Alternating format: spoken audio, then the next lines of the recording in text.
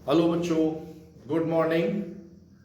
आज हमारा फिजिक्स का next topic Kirchhoff law. Electric circuits में किरचॉफ लॉ का बहुत महत्व है। आज हम किरचॉफ लॉ के बारे में डिस्कस करेंगे। किरचॉफ के नियम, किरचॉफ ने वैद्युत परिपथ के लिए दो नियम दिए हैं। ठीक है, सबसे पहला नियम, इसे हम धाराओं का नियम भी कहते हैं और संधि नियम भी कहते हैं। तो दो नियम है इसके। पहला नियम है धाराओं का नियम, धाराओं का नियम, या इसको हम संधि नियम भी कहते हैं। संधि नियम, जंक्शन रूल।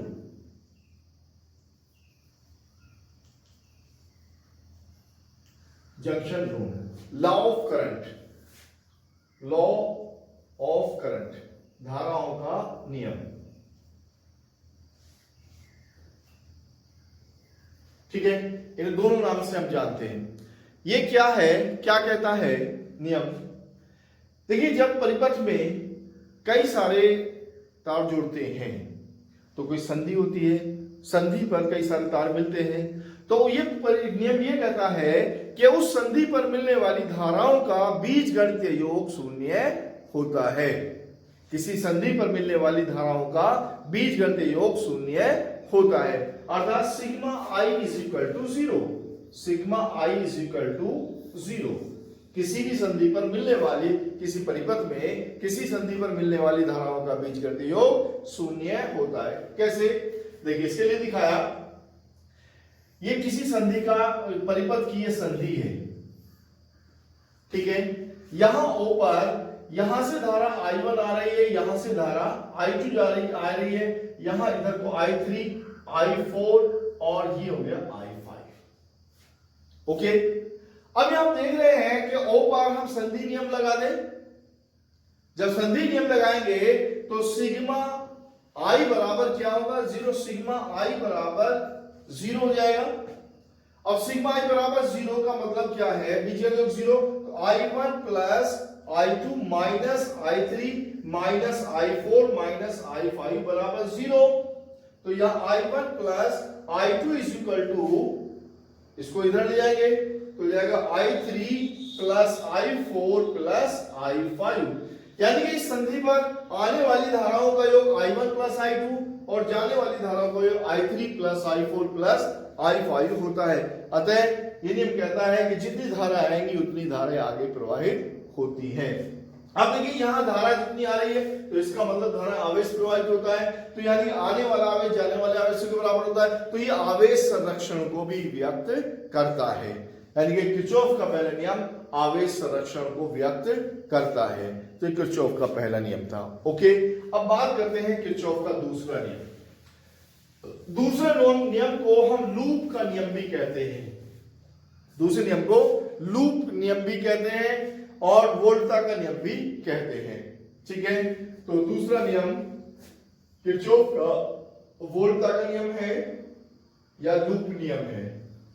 लूप नियम या वोल्टा का नियम है? वोल्टा का नियम। ठीक है, लूप लॉ।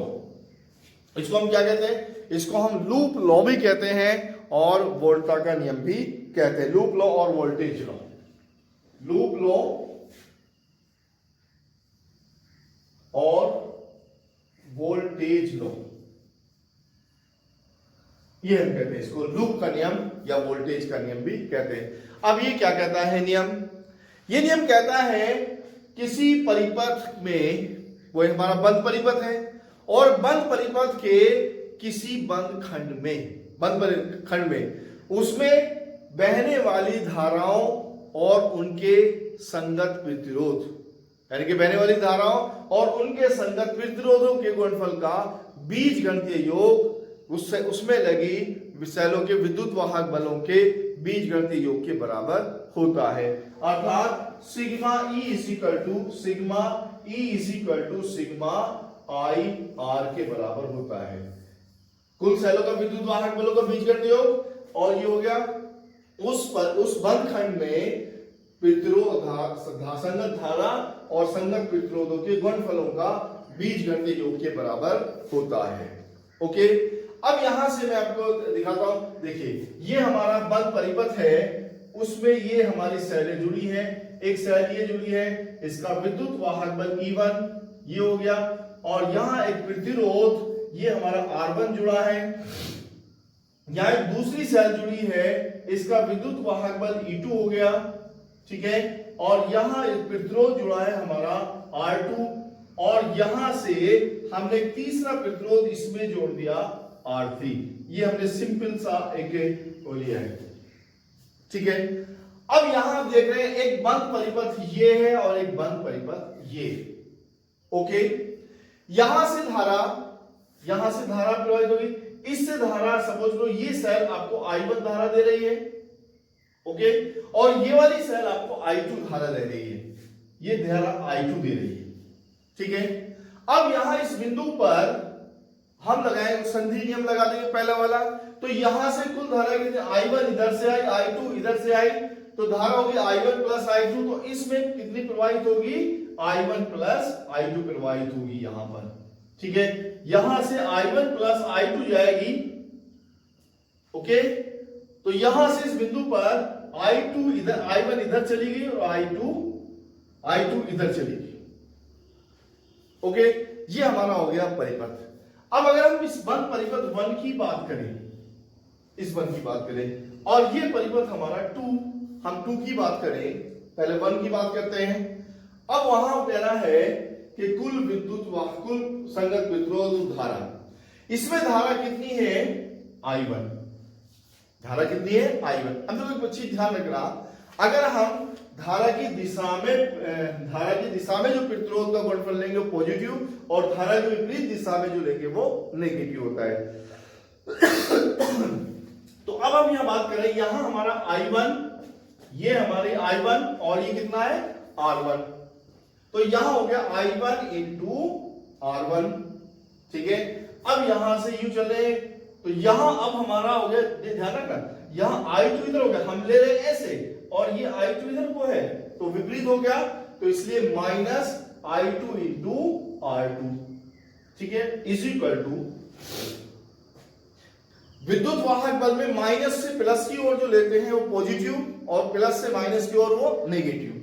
तो यहां से चल रहे हैं, तो माइनस से प्लस को ऐसे चल रहे थे, तो ये हो गया हमारा E1। अब यहां से ऐसे चले हैं, तो इधर से प्लस से माइनस हो गया, तो माइनस ये हो गया हमारा E2, ओके। अब ये हो गया सिग्मा IR बराबर सिग्मा E, इस नियम के अनुसार, ठीक है।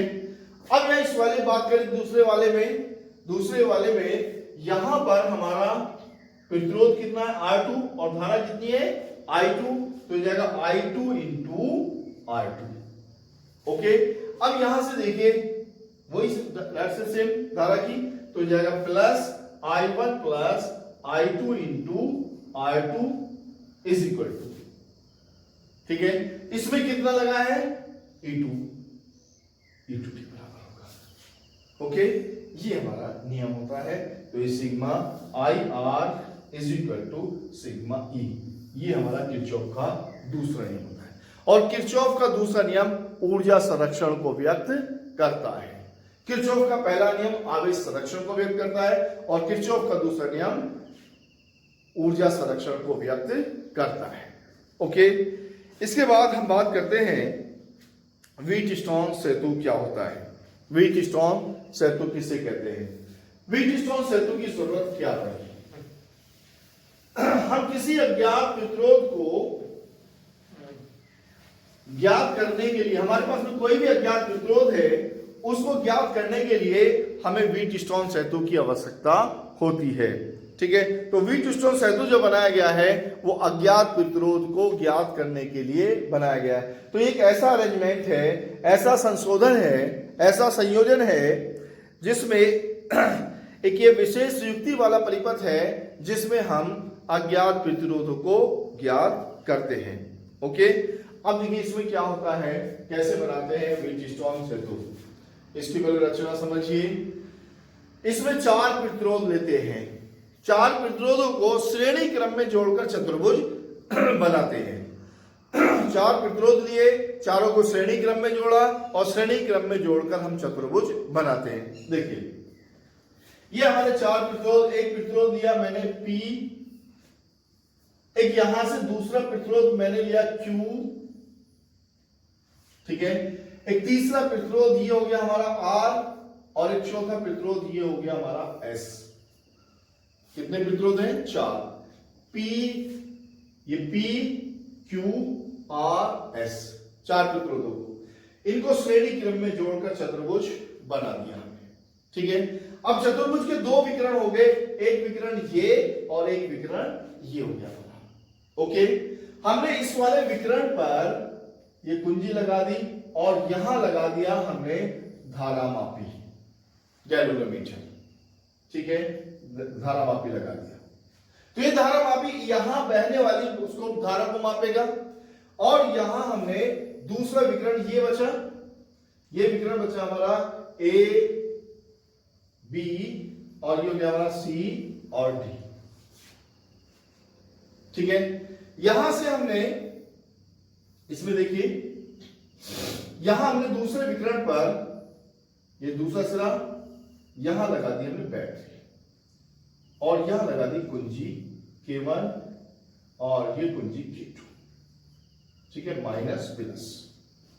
ओके, ये हमारा अरेंजमेंट हो गया, ये VT सेट हुआ। अगर इसमें हमें 3 प्रतिरोध कोई भी ज्ञात हो, ये और ये ज्ञात है, तो हम अज्ञात प्रतिरोध S को ज्ञात कर सकते हैं, ठीक है। रचना समझ में आ गई। 4 प्रतिरोधों को श्रेणी क्रम में जोड़कर चतुर्भुज बनाया, इसके एक विकर्ण पर धारामापी लगा दिया, सुग्राही धारामापी, और इसके दूसरे विकर्ण पर हमने बैटरी से जोड़ दिया। अब यहां बैटरी से धारा प्रवाहित करने पर, यहां से हमने बैटरी से धारा प्रवाहित की इसमें, ठीक है, यहां से धारा प्रवाहित करने पर अगर गैल्वेनोमीटर ये जो हमारा धारामापी है इसके अंदर कोई धारा प्रवाहित ना हो, यानी कि यहां पर कोई भी धारा ना बहे, इसका विक्षेप 0 आए, तो ये हमारा सेतु संतुलित कहा जाता है। सेतु हमारा संतुलित कहा जाता है।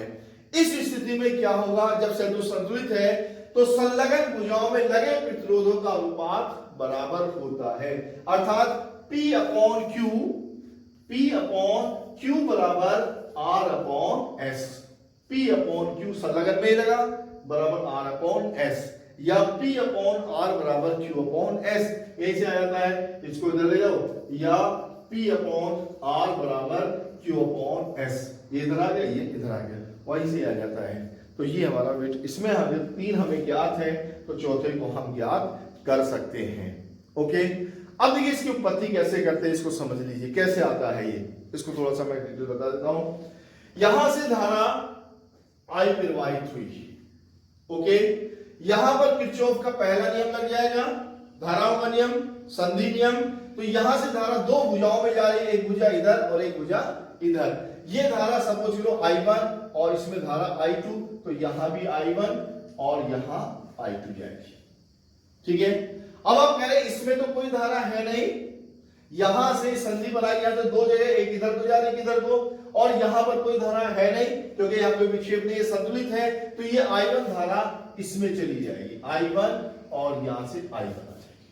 ओके, यहां से I2, इधर से कोई धारा है नहीं, ओके, तो यहां से धारा I2 इधर चली जाएगी और यहां से I2 आ जाएगी, और ये यहां संधि पर फिर वही संधि नियम लग जाएगा, दोनों जुड़ जाएंगे और यहां पर आ जाएगी I1 प्लस I2 के बराबर। ये हमारा पहला नियम लग गया। इसके बाद में हम किरचॉफ का दूसरा नियम लगा देंगे। ये हमारा बंधखंड 1 ये है और बंधखंड 2 ये है, ये वाला बंधखंड 1 और ये बंधखंड हमारा 1 है। इसमें किरचॉफ का नियम लगाएंगे, किरचॉफ का नियम लगाने पर ये हमारा प्रूफ आ जाएगा। तो यहां मैं बंधखंड 1 के लिए ले रहा हूं, बंध पास या बंधखंड 1 के लिए, ओके। यहां देखिए धारा कितनी है, I1, प्रतिरोध P, ठीक है, इसमें कोई धारा है नहीं, यहां कितना ही धारा I2 और प्रतिरोध कितना R, और इसमें कोई सेल जुड़ी ही नहीं है, बराबर 0, यानी कि सिग्मा IR बराबर सिग्मा ही होता है। नियम जो होता है हमारा क्या है, sigma IR is equal to sigma E, ये तो होता है। तो यहां सिग्मा आई आर लगाएंगे तो I1 इंटू पी, ओके। अब देखिए दिशा बदल गई, ऐसे आ रहे थे, दिशा बदल गई तो जाएगा I2 into R minus I2 into R बराबर 0। इसको हम इधर ले जाएंगे I1 इंटू पी बराबर I2 इंटू आर, ओके। अब P upon R is equal to ये हो जाएगा I2 अपॉन I1, समीकरण नंबर 1 आ गया, ठीक है। इसके बाद हम बंदखंड 2 की बात करेंगे। बंदखंड 2 ये वाला हमारा, ठीक है। इसमें यहां पर ये हमारा बंदखंड हो गया, धारा I1, प्रतिरोध Q। तो बंदखंड 2 से बंदखंड 2 से देख रहे ना, ठीक है। अब यहां I1 इंटू Q, ठीक है। अब यहां इसकी फिर दिशा बदल गई, I2 इंटू S, तो जाएगा I2 into S minus I2 into S. और यहां पर कोई सेल आपने जोड़ी नहीं है तो कितना हो जाएगा, ये 0 हो जाएगा, तो ये हो जाएगा 0। अब इसको इधर ले आओ, I1 इंटू Q बराबर, इसको प्लस करें I2 इंटू एस, तो जाएगा Q upon S is equal to I2 upon I1, समीकरण नंबर 2 आ गए, ठीक है। अब यहां हम देख रहे हैं, इसमें कंपैरिजन कर दीजिए कि ये right side I2 upon I1, I2 upon बराबर है तो लेफ्ट साइड बराबर होगी, तो यहां से आ जाएगा 1 2 से हमें मिल जाएगा P अपॉन R बराबर Q upon S, P upon R बराबर Q अपॉन S। अब इसको इधर ले आओ तो या P upon Q is equal to R upon S। और इसमें अगर हमें 3 ज्ञात है तो चौथा हम ज्ञात किसे ज्ञात कर सकते हैं। तो ये था हमारा व्हीटस्टोन सेतु। ये परिपथ में कहीं भी हम अज्ञात प्रतिरोध निकाल सकते हैं या उसमें धारा निकाल सकते हैं, उसके लिए हमारा इस्तेमाल करते हैं, ठीक है। इसके बाद हम बात करते हैं व्हीटस्टोन सेतु के अनुप्रयोग। व्हीटस्टोन सेतु के अनुप्रयोग में सबसे पहला अनुप्रयोग है मीटर सेतु। मीटर सेतु के द्वारा हम किसी भी तार का किसी भी अज्ञात प्रतिरोध को हम ज्ञात कर सकते हैं मीटर सेतु के द्वारा। और मीटर सेतु हमारा व्हीटस्टोन सेतु पर आधारित होता है। इसे मीटर सेतु क्यों कहते हैं, क्योंकि इसके अंदर हम 1 मीटर लंबा तार प्रयोग करते हैं, इसलिए हम इसको मीटर सेतु कहते हैं, ठीक है। इसकी रचना समझ लीजिए, इसका सिद्धांत समझ लीजिए। सिद्धांत क्या है, व्हीटस्टोन सेतु के सिद्धांत पर यह कार्य करता है मीटर सेतु, और किसी अज्ञात तार का प्रतिरोध हम इसके द्वारा ज्ञात कर सकते हैं। इसकी रचना समझ लीजिए। रचना क्या है, रचना मीटर सेतु, मीटर सेतु यानी कि metre bridge, metre bridge, metre सेतु। रचना, ठीक है। इसमें एक 1 मीटर लंबा मैग्नीन या कांस्टेंटाइन का हम तार लेते हैं। तार कितना, 1 मीटर लंबा मैग्नीन का या कांस्टेंटाइन का हम तार लेते हैं, ठीक है। और इस तार को 2 तांबे की एल के आकार की हमारी पत्ती होती है, उनके अंदर पेच द्वारा हम कस देते हैं। देखिए ये हमारी एल के आकार की एक पत्ती हो गई, ठीक है, और ये एल के आकार की हमारी दूसरी पत्ती हो गई, पत्तियों। इन पत्तियों के बीच में तार द्वारा हम यहां पर ए और सी, ये बिंदु मैंने मान लिया ए और ये बिंदु मान लिया सी, पेच, इनके द्वारा 1 मीटर लंबा तार कस देते हैं। और ये यहां पर मीटर पैमाना लगा होता है, इस पर जो होता है मीटर पैमाना लगा होता है, लकड़ी पर मीटर पैमाना लगा होता है। मीटर पैमाने के साथ में इस 1 मीटर लंबे तार को कस देते हैं, ठीक है। यहां इसके बीच में, इसके दूसरे से यहां पर एक पेच लगा होता है, यहां पर एक पेच लगा होता है, और इनके बीच में खाली स्थान छोड़कर एक और अन्य तांबे की मोटी पत्ती लगी होती है, जिस पर 3 संबंधक पेच लगे होते हैं। 1 2 3 पिच लगे होते हैं। ठीक है, अब यहां पर इस पर ये हमारा डी पिच, यहां इन दोनों पेचों के बीच में हम एक प्रतिरोध बॉक्स लगा देते हैं, यहां से जोड़ देते हैं प्रतिरोध बॉक्स, ये हमारा हो गया प्रतिरोध बॉक्स, प्रतिरोध बॉक्स लगा देते हैं इसमें। ठीक है, और जिस तार का हमें प्रतिरोध ज्ञात करना होता है, जो अज्ञात होता है, उसको यहां इस वाले खाली स्थान में हम जोड़ देते हैं, किसके बीच में, सी और डी के बीच जो खाली स्थान है, और इसको प्रतिरोध बॉक्स लगाया ए और डी के बीच जो खाली स्थान है। ठीक है, यहां ये हमारा अज्ञात एस हो गया। अब यहां इस बिंदु डी से हम एक जोड़ते हैं, एक हमारा ये धारा सूत्र धारामापी को जोड़ देते हैं, धारामापी हमने जोड़ दिया, और इसका दूसरा सिरा एक विसर्पी स्पर्शक कुंजी बी। विसर्पी स्पर्शक कुंजी कैसी होती है, ये किस तरह की होती है विसर्पी कुंजी, यहां पर ये कलमनुमा, ऐसे कलमनुमा बनी होती है, ये कलमनुमा बनी होती है। ठीक है, और ये इसको स्पर्श करती है, तांबे के तार को, ये तांबे की बनी होती है, और ये इसके कांस्टेंट या मैग्नीन का जो तार है इसको स्पर्श करती है, कराते हैं। दूसरा, यहां पर हम एक बैटरी सेल जोड़ देते हैं, ये हमने सेल जोड़ दिया, और यहां लगा देते हैं हम धारा नियंत्रक, इसका मतलब धारा को नियंत्रित करने के लिए, और यहां लगा देते हैं कुंजी के, और इसको हम जोड़ देते हैं ए और सी के बीच में। ये हमारा मीटर सेतु कंप्लीट हो गया। ठीक है, अब देखिए यहां से ये हमारा व्हीटस्टोन सेतु कैसे बनना है। अब देखिए एक प्रतिरोध ये श्रेणी क्रम में, और दो भाग, जैसे हम इसको स्पर्श कराएंगे तो ये हमारा दो भागों में बढ़ जाएगा, ए बी और बी सी। ये भाग हमारा एक प्रतिरोध P हो गया, P का कार्य करेगा, और ये दूसरा भाग हमारा Q हो गया। ठीक है, जब हम इसको स्पर्श कराएंगे तो यहां से यहां तक की लंबाई ये L हो गई, क्योंकि पूरी 100 सेंटीमीटर है, तो यहां L निकाल के ये हमारी 100 माइनस L सेंटीमीटर हो गई, 100 माइनस L हो गई। ओके, ये हमारा हो गया मीटर सेतु। ठीक है, अब मीटर सेतु का सिद्धांत ये किस पर, व्हीटस्टोन सेतु पर कार्य करता है। ठीक है, 4 प्रतिरोध हो गए, एक ये P हो गया, एक ये हो जाएगा हमारा R, और ये S और ये Q। अभी कैसे कार्य करता है देखिए, इसमें से एक प्रतिरोध हम निकालते हैं, ये हमारा ज्ञात प्रतिरोध होता है। इससे इतना प्रतिरोध निकालते हैं कि इसको स्पर्श करने पर, जब इसमें धारा प्रवाहित करेंगे तो इसको स्पर्श करने पर तार को इसमें कोई विक्षेप ना आए, तो यानी कि हमारा ये सेतु संतुलित हो जाएगा। अब संतुलित एक भाग हो गया हमारा ये L लंबाई, और ये हो गया 100 माइनस L लंबाई, यानी ये हमारा प्रतिरोध P हो गया, और ये हमारा प्रतिरोध Q हो गया।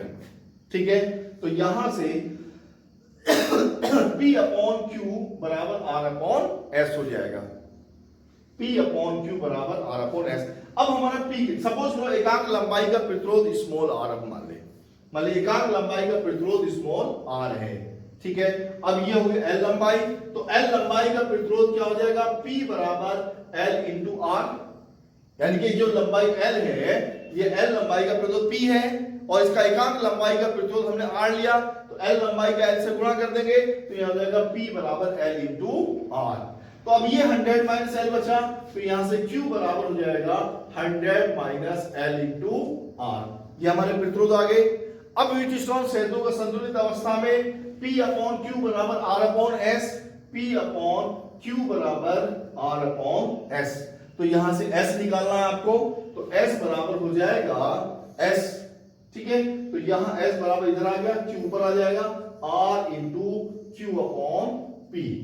अब यहां वैल्यू रख दो, तो S बराबर हो जाता है R गुणा Q का मान है आपका 100 माइनस L, और ये इसका मान है R, और ये हो जाएगा L इंटू R, R से R भाग हो जाएगा, S बराबर R into 100 minus L upon L। यहां से हम अज्ञात प्रतिरोध ज्ञात कर सकते हैं। तो हमें दो चीज ज्ञात करनी है यहां केवल, एक तो यहां से हम प्रतिरोध जो निकालेंगे वो R हमारा हो गया, ठीक है, और एक ये L लंबाई हो गई जिस पर हमारा विक्षेप शून्य है। तो एल का और आर का मान रख के हम इसका मान ज्ञात कर लेते हैं। अब यहां से हम दो तरीके, क्योंकि हमारे यहां पर ये पेज जो है और ये पेज थोड़ा सा इनमें त्रुटि आ जाती है, यहाँ पर त्रुटि आए, तो फिर हम इसको क्या करते हैं कि एक बार हम इधर से ले लिया और एक बार इधर से पढ़ लेते हैं एल, और इधर से 100 माइनस एल पढ़ लेते हैं, तो हमारा S बराबर R into L upon 100 minus L, ये फार्मूला भी हो जाता है, कौन से हम दोनों को कर सकते हैं। तो इस प्रकार हम मीटर सेतु द्वारा अज्ञात प्रतिरोध ज्ञात कर सकते हैं। Okay, thank you very much.